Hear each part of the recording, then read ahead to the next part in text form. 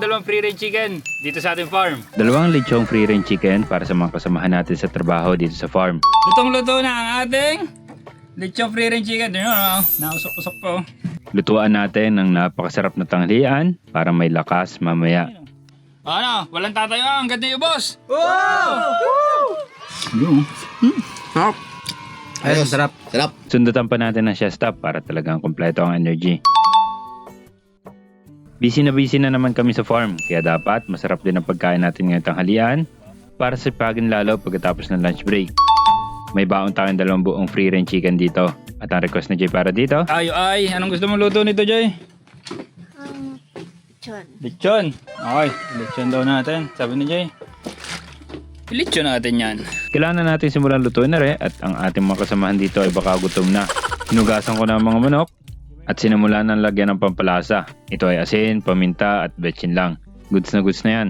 Lalagyan na lang natin ng lemongrass o salay mamaya.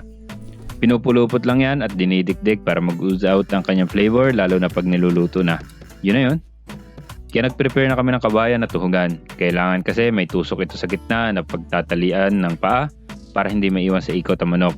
Kasi pag naiwan niya ng mainit na, naku po, disgrasya. Isang satisfying part ang pagtutusok sa kabayan ng mga manok. 5 katao lang kami pero 2 manok ang aming ulam.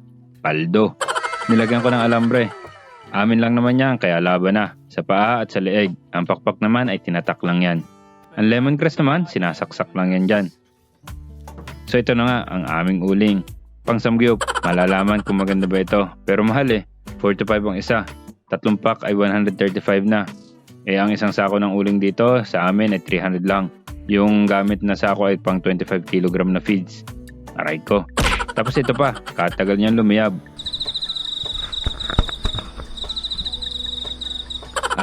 Kahirap pabagahin. Kung ito ay ordinary yung uling sa amount ng blowtorch namin, dapat ningas na yun eh. Pangit pala ito. Pero andito na eh. Sana maluto. Kung hindi man, bahala na mamaya. Ipwesto na natin ang ating manok. Okay. Salang natin ang ating lechong free range chicken. Ang oras ko ito maluluto. Pinaypayan lang namin ang pinaypayan. Umaasa na uminit na maganda ang ating uling. Nakapasubo ata kami dito sa briquettes na to Pwede pa yun. Mainit naman pero Makakaluto yan. hindi ko naman maluluto. Pero habang iniikot yan ni Jude, magsalang tayo ng sinaing. Nagsalang na muna ako ng sinaing. Napakahusay talaga ng setup namin dito, di ba? Walang problema. May flowing water sa faucet. Kaya nakakasipag maghugas ng plato. Pero syempre, sila pa rin ang naghuhugas ng plato. Pagbalik ko, looking good na ang briquettes. Mukhang nagbaga na lahat at mainit na rin. Ramdam na. Dry na rin ang labas ng manok natin kaya pwede nang pahida ng mantika para mas gumanda ang luto. Kailangan kasing hintayin na matuyo ang balat bago maglagay ng mantika para naman ay lumatong kahit paano ang balat. Chicken. Banana. Banana. Chicken. Banana. Chicken. Banana. Nakaabang lang siya. Anyway, nakakita naman kami ng pag-asa na maluluto siya kahit paano. Naging mahal ang cost ng uling pero sige na, pwede na. Kaya naghanda na kami ng sausawan, toyo mansi, kamatis at sili lang. Katalo na yan. Alam ko may magsasabaw niyan eh, kaya dinamihan ko ang dala ng toyo eh. Bigyang hilig para walang ligalig. Dahil paluto na, kumuha kami ni Jay ng dahon ng saging para sa boodle fight namin. Huwag kayong mag-alala, alam kami na kumukuha dito. Minsan lang naman. Pinainitan namin niya para naman hindi mabutas kapag kami ay nakain. Baka naman mamaya isamantal na kami kumakain pag nabutas. Pang-disinfect na din kasi ito. Ay tinesting ko na rin ang manok, tinusok-tusok ko. Brown na rin niya. Yan o, mukha lang siya maputi pero luto.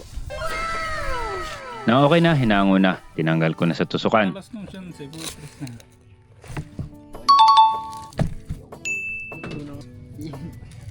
Uy, first bite lang. First bite lang ba? Pero first lamang. Sinap ko na rin ito para madali na habang kumakain. Grabe no? 2 lechon para sa amin 5. Paldo na ito. First bite. Okay, first bite tayo. Woo! Masama na ang tingin sa akin ng mga yun. Ito. Nakatalikod lang si Jude pero masama ang tingin sa akin si Alan. Yan. Pangiti-ngiti lang yung mga yan pero hindi na masaya yan. Okay. First bite tayo. Ito, tema balat. Tikim nga. Hindi, ako muna. Ako na first bite. Ay.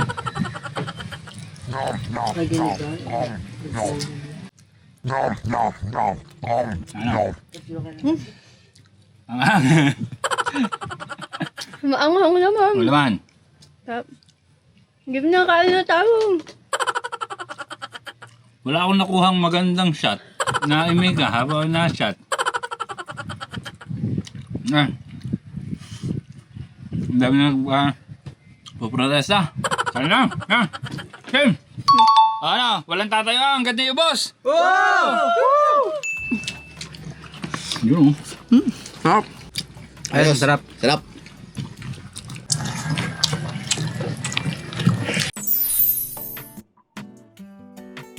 At ang masarap gawin pagkatapos, hindi siesta.